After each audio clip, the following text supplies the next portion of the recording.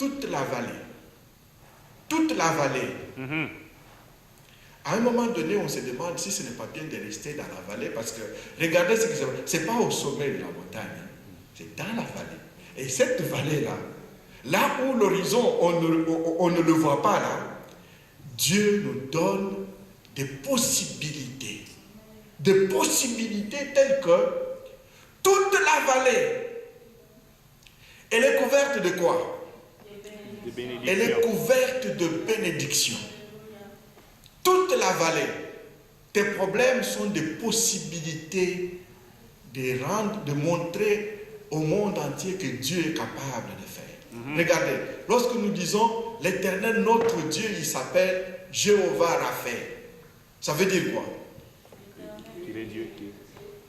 C'est le Dieu qui nous guérit. Mais comment il va nous guérir s'il n'y a pas de maladie? Et lorsque tu passes par cette vallée-là de la maladie, et que l'Éternel étend sa main pour te guérir, tu as une histoire à raconter, même à ceux qui sont sur le sommet de la montagne. Et vous là-haut, l'Éternel Dieu guérit même dans la vallée. Ce n'est pas seulement au sommet de la montagne qu'il agit. Il est aussi dans la vallée avec moi. Amen. Vous pouvez dire au plateau, aux plaines, vous pouvez annoncer et proclamer haut et fort, l'Éternel notre Dieu, il s'appelle le Dieu qui guérit. Le Dieu qui pourvoit, alléluia. Lorsqu'Abraham allait avec son fils pour le sacrifier sur le même mont là qui est devenu aujourd'hui le mont de Sion, l'enfant lui pose la question, papa, nous avons du bois, nous avons du feu, mais où se trouve le sacrifice? Cet homme, ça c'est une question embêtante. Une question, tu sais ce que tu vas faire de ton fils, et c'est lui qui te demande. Le père ne peut pas mentir.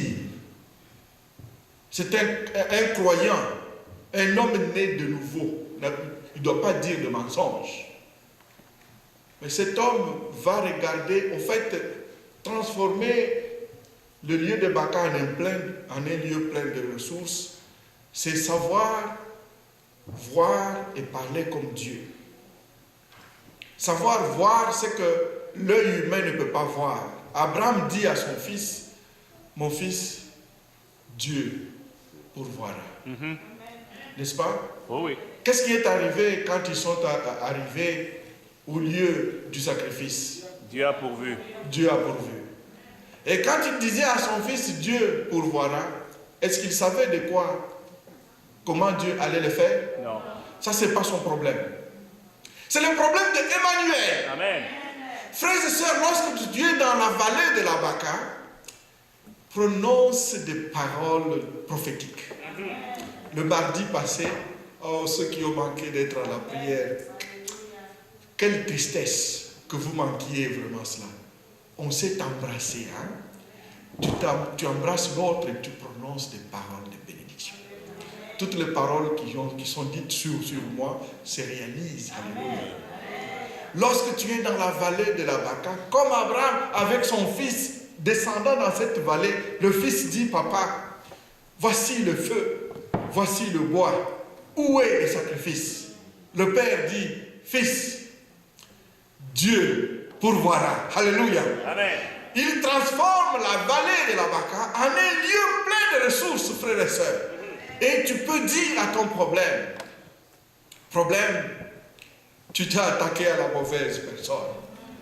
Parce que celui-là que tu vois en face de toi, il est fils de Dieu. Et mon Père, il a l'univers entier dans ses mains. Mon Père va pourvoir. Mon Père va résoudre. Mon Père va restaurer. Là où la santé a été fragilisée, tu dis à la maladie, sa parole, la parole de mon Père est une parole qui guérit. Il va me l'envoyer, il va me la donner. Je vais méditer la parole et je vais être guéri. Mon Dieu va pourvoir le besoin.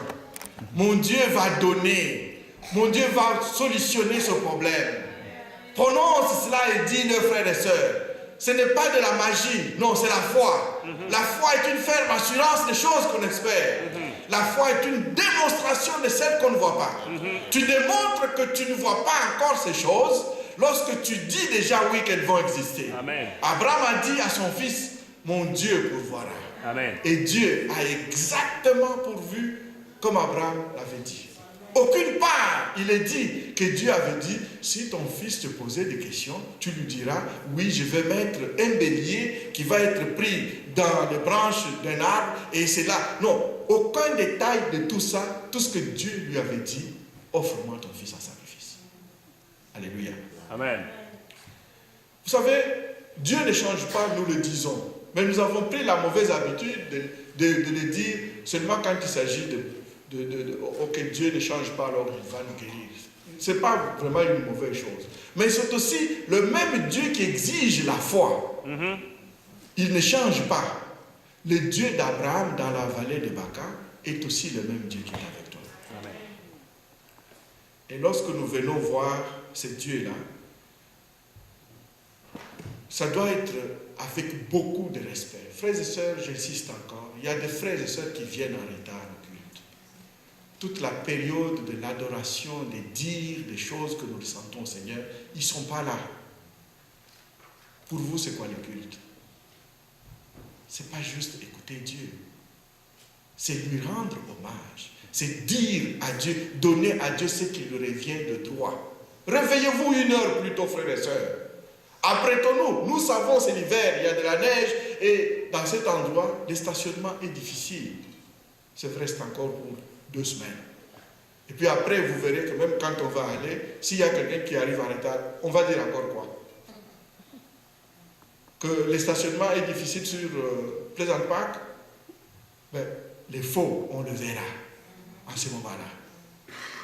Est-ce que je peux vous dire, frères et sœurs, il y a des personnes qui ne sont même pas croyantes, qui ont quitté une terre lointaine, à qui Dieu a juste révélé par une étoile qui apparaissait dans les cieux. Ils ont vu, cette étoile est complètement différente. Elle ne ressemble pas aux autres étoiles. Vous voulez qu'on lise Matthieu chapitre 2? Matthieu chapitre 2.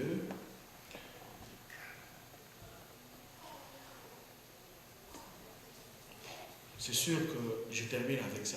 Je vais déborder juste un tout petit peu. Vous me pardonnez? Merci beaucoup. Matthieu chapitre 2.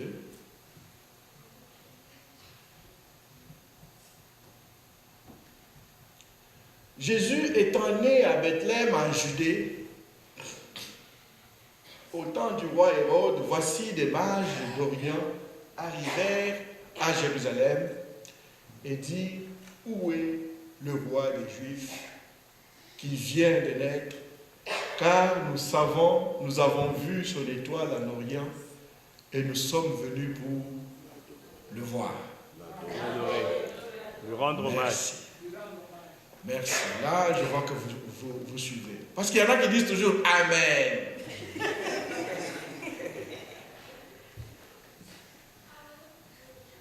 Le roi Hérode ayant appris cela, fut troublé. Et tout Jérusalem avec lui. Arrêtons-nous là. Ceux qui sont à Jérusalem sont troublés d'apprendre que le Messie, le Fils de Dieu, est né. Alléluia. Tandis que ceux qui sont en Orient, très loin, à des milliers de kilomètres, ne sont pas troublés que le Fils de Dieu est né. Vous savez ça veut dire quoi, frères et sœurs? Ceux qui sont dans la maison de Dieu ne font plus même attention à Dieu au point que les œuvres de Dieu passent inaperçues. Ils sont dans l'église tous les dimanches là, mais les actions de Dieu passent inaperçues. Le roi Hérode va dire cela et puis ensuite il va assembler tous les principaux sacrificateurs. Les sacrificateurs sont dans la maison de Dieu. Ils servent Dieu dans la maison de Dieu. Ils offrent les sacrifices et tout Jérusalem là, ils viennent avec les sacrifices pour que les sacrificateurs les présentent à Dieu dans le temple. On va demander aux sacrificateurs, êtes-vous au courant que le Fils de Dieu est né? Aux dernières nouvelles, au journal de 20h, on n'en a pas parlé. Est-ce que vous savez que qu'il y a un roi qui est né, vous qui servez Dieu, vous qui êtes dans les lieux saints, dans les lieux 3 fois saints, vous pouvez informez-nous au moins. On sait ce que les textes disent. Qu'il va naître. Hein? Il assembla tous les principaux sacrificateurs et les scribes du peuple et il s'informa auprès d'eux où devait naître le Christ. Il lui dit à Bethléem, en Judée, car voici ce qui a été écrit par le prophète, et toi Bethléem, tout ça là, etc. Et Hérode va appeler les mages, il va les appeler en secret pour dire, ok, on nous a informé que c'est à Bethléem, hein? Allez-y, quand vous l'aurez vu, revenez me dire, parce que moi aussi je dois aller l'adorer. Verset 8, puis il les envoya à Bethléem. Verset 9, après avoir entendu le roi, ils partirent et voici l'étoile qu'ils avaient vue à l'Orient marcher devant eux, jusqu'à ce qu'étant arrivés au-dessus du lieu où était le petit enfant, elle s'arrêta. N'est-ce pas? Verset 10. Quand ils aperçurent l'étoile, ils furent saisis d'une très grande joie. Ils entrèrent dans la maison, virent le petit enfant avec Marie, sa mère. Oh, c'était beau, n'est-ce pas? Ils se prosternèrent et l'adorèrent. N'est-ce pas? Puis ils disent, oh, ça c'est une belle chose. Quelle belle photo. Cet enfant, il est roi. Mais ces gens, ils ne savent pas prendre soin de leur roi. Le roi est né dans une mangeoire. Ça sentait mauvais dedans. Il y avait toutes sortes de choses. Mais ces gens-là, ils voyaient pas seulement cet environnement, mais ils voyaient au-delà de cet environnement qui n'était pas approprié pour un roi. Alors, qu'est-ce qu'ils font? Ils ouvrent ensuite leur trésor et ils offrent au roi des cadeaux. Hein, c'est Noël, n'est-ce pas? Bien Noël, il faut qu'il y ait des cadeaux.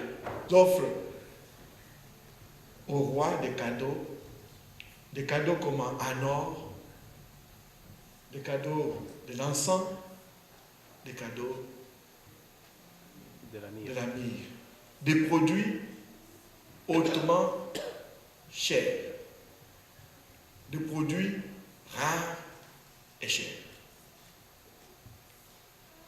Frères et sœurs, si je ne vous parle pas de ces choses, je ne serai pas un serviteur conforme à la volonté de Dieu. Le même Dieu qui est là, qui doit recevoir des cadeaux de la part du peuple adorateur, c'est le même Dieu qui est toujours avec nous aujourd'hui. Amen. Lorsque le frère disait tout à l'heure que vous devriez, frères et sœurs, offrir des cadeaux à Dieu, cherchez un cadeau qui plaît vraiment au Seigneur et amenez-le à l'église, dans la présence de Dieu. C'est là que Dieu habite aussi avec son peuple. Offrez des cadeaux au Seigneur. Vous avez pris l'habitude, frères et sœurs, de chercher des cadeaux pour d'autres gens, mais non pour Jésus. Avez-vous déjà vu qu'on fête quelqu'un pour son anniversaire, mais la personne fêtée est absente? Vous êtes en train de danser, mais la personne pour qui vous dansez n'est pas là. C'est ce que nous faisons souvent à chaque Noël. Ça ne doit plus être la même chose désormais, frères et sœurs. Amen. Cherchez des cadeaux. Vous savez, il n'y a plus vraiment... Quand on disait là, dans votre vallée, il va envoyer de la pluie. Quand on dit Amen, tout le monde dit Amen. Mais maintenant, quand il faut amener des cadeaux au Seigneur, il n'y a que quelques personnes qui peuvent dire oui. Ça peut nous faire rire. Mais c'est la vérité, frères et sœurs. Lorsqu'il est maintenant question qu'on montre notre adoration au Dieu, des étrangers, des gens qui n'ont rien à voir avec Dieu, mais à qui Dieu s'est révélé, ils sont venus avec l'intention non seulement d'adorer le Seigneur, mais leur adoration est palpable. Leur adoration, ce n'est pas juste des mots. Ce sont des gens qui sont venus de très loin, mais pas avec les mains vides. Ils sont venus adorer le Seigneur. Donner à Dieu est une adoration. Amen. Donner à Dieu quelque chose qui nous coûte. C'est une adoration. C'est une preuve que, oui Seigneur, je t'aime tellement, tu es tellement cher à mes yeux, que je peux me sacrifier, Seigneur, et t'offrir ce qui m'écoute. Ce que nous amenons à l'église, frères et sœurs, ça nous coûte ou c'est juste les miettes?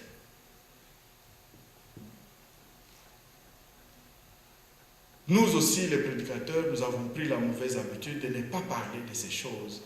Parce qu'il y a tellement d'abus dont on a entendu parler, que maintenant, nous laissons le peuple de Dieu dans l'ignorance de ces choses.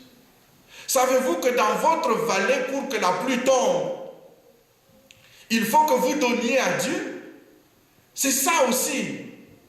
Transformez votre lieu de Baka en un lieu plein de ressources. L'Éternel Dieu n'a-t-il pas dit, si tu fais cela, tu verras que moi j'ouvrirai les écluses des cieux et la pluie tombera. N'est-ce pas? Amen. J'ouvrirai les écluses des cieux. Déclenchons une pluie céleste, frères et sœurs. Amen. Déclenche une pluie céleste dans ta vie. Tu la déclenches, frères et sœurs, par les dons que tu vas aussi apporter à l'Éternel Dieu. C'est une vérité biblique. Amen. Vous pouvez ne pas être d'accord, mais c'est ce que la Bible dit.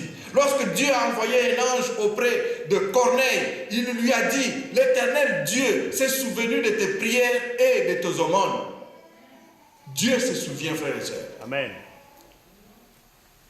Tabitha est revenu à la vie parce que le peuple qui l'entourait a présenté à Dieu, non, tu ne peux pas nous prendre cette femme. Regarde, si tu nous la prends, qui d'autre va le faire? Une communauté, je devrais m'éloigner beaucoup de cette communauté, ou alors y aller pour prêcher. Pourquoi? Parce que quand on pleure une seule veuve, de manière qu'il faut que Dieu la ramène à la vie, ça montre qu'il n'y en a pas d'autres qui pouvaient faire de telles actions.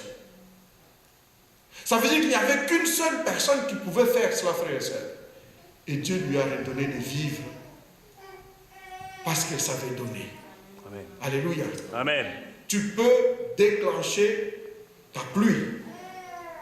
La pluie, frères et sœurs, quand elle tombe là, vous savez, ça arrive. Vérifiez dans la ville quand on dit qu'il pleut là, c'est vrai. Des fois, il peut tomber sur la ville au complet. Mais bien souvent, quand il pleut à Kanata, il ne pleut pas à Orléans. N'est-ce pas?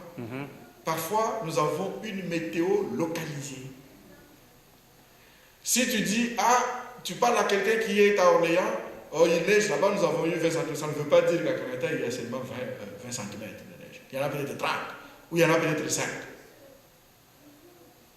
Ne te compare pas aux autres. Tu peux maintenant déclencher une météo localisée. Amen. Amen. Par les dons que tu apportes à l'Éternel Dieu. Et ça, le Seigneur a dit, il a promis, donnez et il vous sera donné. Tu ne donnes pas, il n'y aura pas de pluie. Tu vas pleurer dans ta vallée de Baka, la pluie ne tombera pas. Mais si tu donnes, le Seigneur a dit, tu libères. Donne. En fait, nos mains sont pleines de quelque chose. Nous venons à Dieu avec des mains pleines. Nous demandons à Dieu, mais pour que tu reçoives ce que Dieu donne, libère ce que tu ramènes. Je termine avec ceci. Vous avez certainement vu ce petit feuilleton de Homer Simpson. Dans un des épisodes, il a voulu acheter une canette de boisson. En fait, il ne voulait pas acheter. Il a mis juste la main dedans pour prendre. Et il en a attrapé une. Il a voulu retirer la main. La main ne pouvait pas repasser. Tout le monde est venu, on a tiré de force, tout ça là, non. Finalement, les pompiers arrivent. Ils ont voulu aussi tirer, ils ont fait tout ce qu'ils pouvaient faire. Ils sont experts pour libérer des gens qui sont mal pris. Ça n'allait pas. Finalement, un des pompiers a dit, la seule possibilité, c'est de lui couper la main. Vous voyez, c'est la solution que le monde peut en tout cas prévoir. Elle n'est pas meilleure pour toi. Mais c'est une solution facile. Mais en regardant de près, quelqu'un a vu que Homer tenait encore sa canette de boisson. Il dit, Homer, laisse la canette. Laisse la canette et tu sortiras la main. Omer dit, c'est ma canette, je ne la laisse pas. Elle sort avec moi. Et c'est quand on a pris une scie pour approcher de sa main, il a eu peur, il laisse la canette, comme ça sa main était capable alors de redescendre. Frères et sœurs, ça peut nous faire rire, mais j'aime bien regarder ces petites choses pour en tirer des leçons pour ma vie spirituelle. Tant que tu es accroché à ta vie et à ta poche, comment tu vas recevoir de Dieu quelque chose? Tes mains sont pleines, tu ne peux rien recevoir de Dieu. Libère. Alléluia. Amen. Donne, libère. Le Seigneur a dit, donnez et il vous sera donné. Tu donnes, lorsque tu donnes. Pour que Dieu te donne, il faut que tu donnes. Ce n'est pas Dieu qui commence à donner. Au fait, Dieu a déjà tout donné. Amen. Tu tiens de manière égoïste ce que tu as en main, tu ne le libères pas, mais tu ne recevras rien de Dieu. Donne et il te sera donné. C'est pour cela, j'étais étonné qu'aujourd'hui, en tout cas, avez-vous remarqué, c'est assez vide. Hein? Vous gardez pour aller acheter des cadeaux à Noël, frères et sœurs. Nous n'avons pas vraiment donné au Seigneur. En tout cas, que le Seigneur parle à votre cœur. Si vous êtes dans la vallée de Baca en ce moment, déclenche une pluie. C'est toi qui peux déclencher cela. La Bible a dit, il la transforme en un lieu plein de ressources. Et la pluie, on dit, c'est quand ils ont fait cela que la pluie est tombée. Ils ont déclenché eux-mêmes la pluie. Dans un lieu où il n'est pas supposé pleuvoir. C'est le désert, c'est le lieu de Baca. Ce n'est pas un endroit facile, c'est un endroit stérile. Mais parce qu'un enfant de Dieu y est, il a déclenché une pluie localisée. Amen. Une météo locale. La pluie est tombée dans sa maison. Tu vas voir, frère et sœur. Déclenche cela et tu verras, les autres vont dire, mais pourquoi est-ce que le Seigneur le bénit lui et non pas moi? Ben, si tu veux que le Seigneur te bénisse, déclenche une météo localisée. Alléluia. Amen. Lèvons-nous et prions.